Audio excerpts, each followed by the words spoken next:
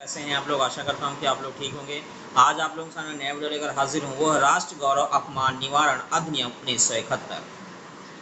तो भारत गणराज्य के 22वें वर्ष में संसद द्वारा निम्नलिखित रूप से यह अधिनियम होते हैं। संक्षिप्त हम नाम देखें। इस अधिनियम का संक्षिप्त नाम राष्ट्र गौरव अपमान अधिनियम 1971 है। इस विस्तार संपूर्ण भारत पर है।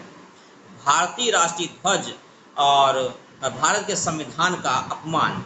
जब कोई किसी सार्वजनिक स्थान में या जनता को दृष्टिगोचर किसी अन्य स्थान में भारतीय राष्ट्रीय ध्वज को भारत के संविधान या उसके किसी एक भाग में जलाएगा या विकृत करेगा या विकृपित करेगा, अपवित्र करेगा, विदूष करेगा, नष्ट करेगा, रौंदेगा, चाहे बोले गए हों या लिखे गए शब्दों द्वारा, कार्यों द्वारा उनके प्रति अनादर दर्शित करेगा या अपमान करेगा या कारावास से या उसकी अवधि 3 वर्ष या जुर्माने से भी दंडित किया जा सकता है। यानी यहाँ पे एक बात कही जा रही है कि यानी कि जो भारत का संविधान है, यानी हमारा जो भारत का संविधान है उसको किसी प्रकार से यानी हमारा जो भारत का राष्ट्रीय ध्वज है या भारत का राष्ट्रीय ध्वज या संविधान को किसी भी भाग में किसी प्रकार से कोई भी तरह से जो है वो जलाएगा, कोई भी ऐसी कार्यवाही करेगा जिसके कारण से जुर्माना और दंडित किया जा सकता है। स्पष्टीकरण इसका देखेंगे। विधिपूर्ण साधनों से भारत के संविधान में संशोधन या भारतीय राष्ट्रीय ध्वज में परिवर्तन करने की दृष्टि से संविधान या भारतीय राष्ट्रीय ध्वज का या सरकार के किन्हीं अध्यायों का अनुमोदन व्यक्त करने वाली टीका टिप्पणियां आलोचना करना इस धारा के अधीन अपराध नहीं है। स्पष्टीकरण देखेंगे।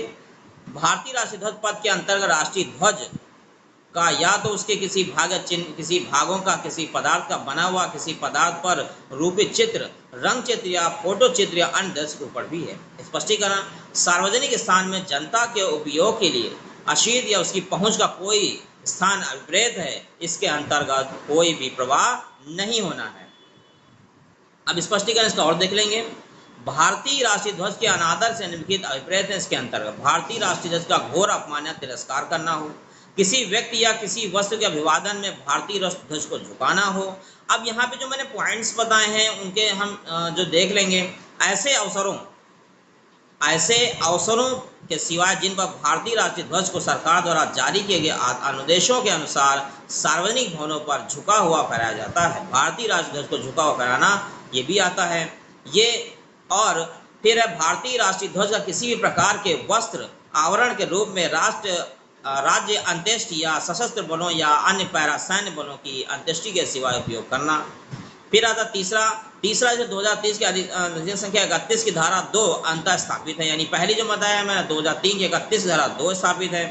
फिर तो भारतीय राष्ट्रीय ध्वज का यानी किसके 2005 की अवधि अधिकार संख्या अधिनियम संख्या 51 की धारा 2 द्वारा प्रस्तावित है। किसी भी प्रकार की वेशभूषा, वर्दी या उपसाधना के किसी व्यक्ति की कमर से नीचे पहनना जा रहा या किसी भाग के रूप में हो। कुशनों, रुमालों, नैपकिनों, आदि वस्त्रों या किसी पोशाक सामग्री पर कशीदाकारी या छपाई करके उपयोग करना। फिर भारतीय राष्ट्रीय ध्वज पर किसी प्रकार का उत्कीर्ण लेखन करना। गणतंत्र दिवस या स्वतंत्रता दिवस सहित विशेष अवसरों या समारोहों के भाग रूप भारतीय राष्ट्रीय ध्वज फहराने से पूर्व फूलों की पंखुड़ियों के सिवाय भारतीय राष्ट्रीय ध्वज का कोई भी वस्तु प्राप्त करने या परिधान करने को ले जाने के रूप में करना। फिर भारतीय राष्ट्रीय ध्वज का किसी प्रतिमा या स्मारक व्यक्ति की देश के वक्ता के मंच को ढकने के लिए उपयोग करना। ये सारी चीजें रोक लगती हैं इस पर। भारतीय राष्ट्रीय ध्वज को साव जमीन या भूतल के स्पर्श कर देना, जल से घसीटते हुए ले जाना, ये सारी चीजें मना है।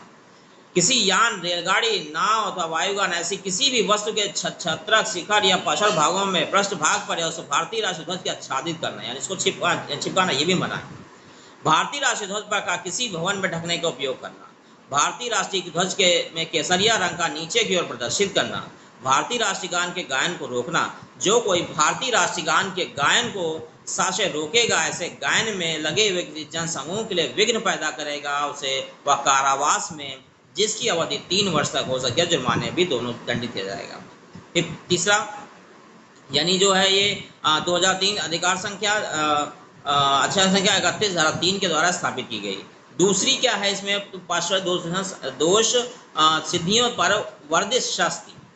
जो कोई धारा 2 या 3 के अधीन, यानी ये बड़ा पॉइंट इंपॉर्टेंट है, इसको आप बड़े अच्छे समझ लीजिएगा।